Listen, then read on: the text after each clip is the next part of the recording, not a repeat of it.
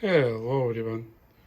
Today I have another Dragon on my test bench, and I just installed Chrome frequency response tape. And what I'm observed that azimuth tracking is not working well, so that's where I would need to adjust to make sure it will work fine before I would be able to tell how well heads are. Because right now when it gets to 10 kilohertz it drops by 1 decibel, which is pretty unusual for the Dragon, right? I would expect it to go up by 1 decibel, or at least keep as is. So the main complaint from the owner that it has unstable high frequencies, and that's where we will be looking for. So I will do as a regular tape transport service, replace rubber parts, make sure that it works fine, and adjust fully. So far I just tested its can record on the metal tapes. I was able to adjust high frequencies, no issue at all. So if you like, we can test together. Just give me a second. I have tested both metal tapes. I have, sorry. So let's test Sony tape. So it's 70 microseconds ZX, and I'm starting calibration. So you see levels are a little bit higher. So generator is almost there, and 15 kilohertz. It's right there. So technically it's records, but when I'm looking at the face, it's a little bit off. For the Dragon, I would expect that it would be exact. So that's where we would need to work with adjustments. Okay. So I'm able to record this tape, and let's go with TDK-MA. It will have a little bit different levels, so we would need to add on the 400 Hz, and that's the maximum on the right channel, and 15 kilohertz. So those are much higher levels, as you may see.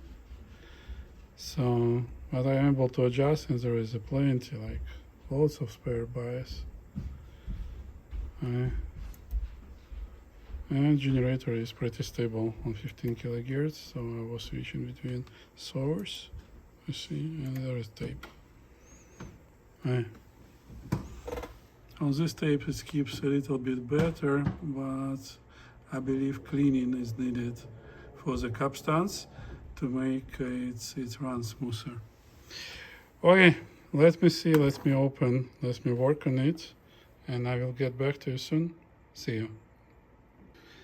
And here, guys, I'm in the process of disassembling this deck. I found that this tape transport already has been fixed with a screw which goes through the whole tape transport and keeps it together. So I haven't seen like on the top if it's still fine or not. Also I found that there is a fix for the CPU applied. So see this resistor matrix, and it's connected to 5 volts. So that maybe indicates that there was a previous problem with the CPU.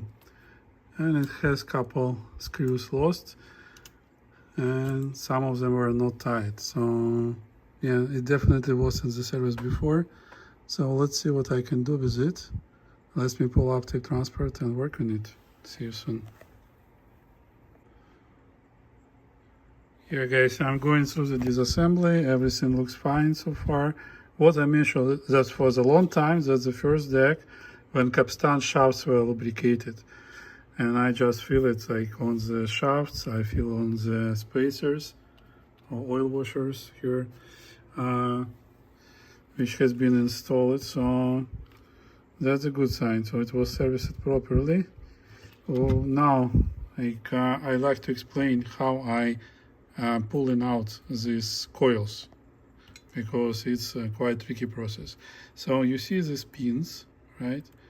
So I will go one by one and push it up a little bit around the circle and do multiple rounds while they get to the very bottom.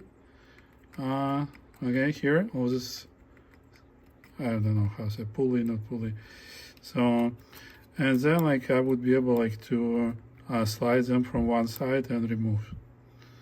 Okay, that's how it works. Okay, see you in my next videos. Bye bye. And here, guys, I removed the old idler tire. I learned that it's much easier for me just to cut it through and remove. And like when I install new, it's much more flexible because it's from fresh rubber. And this one is plastified, it don't stretch anymore. So it's hard, and you see how polished it is already. So that's where I will be just trash it and install the new one. As easy as that. See you soon.